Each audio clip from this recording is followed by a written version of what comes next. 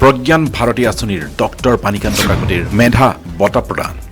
মাজুলীত কেইবাটাও জনকল্যাণকামী কাৰ্যসূচী শুভাৰম্ভ কৰিবৰ বাবে মুখ্যমন্ত্ৰী সোণোৱাল উপস্থিত হয়হি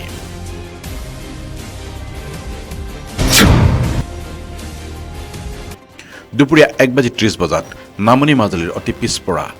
বৰদুৱাৰত হেলিকপ্টাৰেৰে অৱতৰণ কৰি প্ৰজ্ঞান ভাৰতী আঁচনিৰ অধীনৰ ডক্টৰ বাণীকান্ত কাকতি মেধা বঁটা প্ৰদান অনুষ্ঠানত অংশগ্ৰহণ কৰি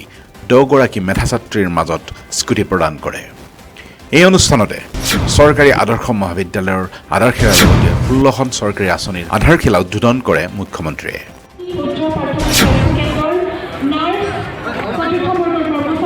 চৰকাৰী আদৰ্শ মহাবিদ্যালয়ে মাজুলীৰ ছাত্ৰ ছাত্ৰীসকলৰ শৈক্ষিক দিশত আগুৱাই নিয়াৰ লগতে শৈক্ষিক দিশত তেওঁলোকক জাতিষ্কাৰ কৰি তোলাৰ মানসেৰে মাননীয় মুখ্যমন্ত্ৰী মহোদয়ে এই পদক্ষেপ গ্ৰহণ কৰি আজি এই স্থানতে আধাৰশিলা প্ৰতিষ্ঠা কৰিছে চৰকাৰী আদৰ্শ মহাবিদ্যালয়ৰ লগতে বিভিন্ন বিভাগৰ মাজুলীৰ 121 গৰাকী ছাত্ৰীয়ে স্কুটি পাবলৈ সক্ষম হৈছে পিছপৰা বৰদুৱা অঞ্চলত প্ৰথমবাৰৰ বাবে মুখ্যমন্ত্ৰী উপস্থিত হৈ চৰকাৰী আঁচনিসমূহৰ শুভাৰম্ভ কৰি মাজুলীৰ উন্নয়ন সন্দৰ্ভত নিজৰ মন্তব্য ৰাখে সমমৰ্যাদা ৰাখি সকলোৰে সমানৰ বাবে আমি কাম কৰি আহিছোঁ আমি এটা জনগোষ্ঠীকো বাদ দিয়া নাই সৰুবৰ সংখ্যাত কম হ'লেও তাকৰ হ'লেও সেই জনগোষ্ঠীটো পৰম্পৰাগত তেখেতসকলৰ মূল্যবোধ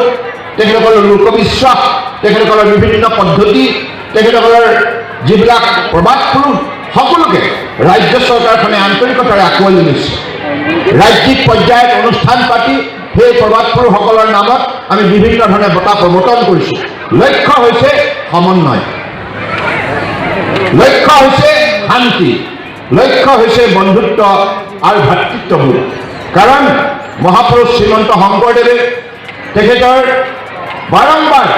সমন্বয় যোগেদি সমাজ শক্তিশালী কৰাৰ বাবে আমাক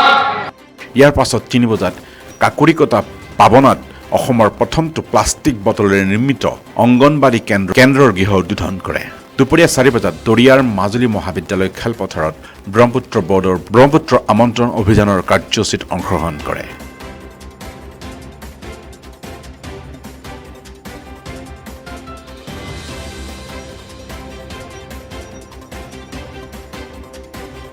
ইয়াৰ পাছতে উপায়ুক্ত কাৰ্যালয়ৰ সভা কক্ষত স্বাস্থ্য বিভাগকে ধৰি চৰকাৰী বিভাগসমূহৰ কাম কাজৰ পৰ্যালোচনা কৰে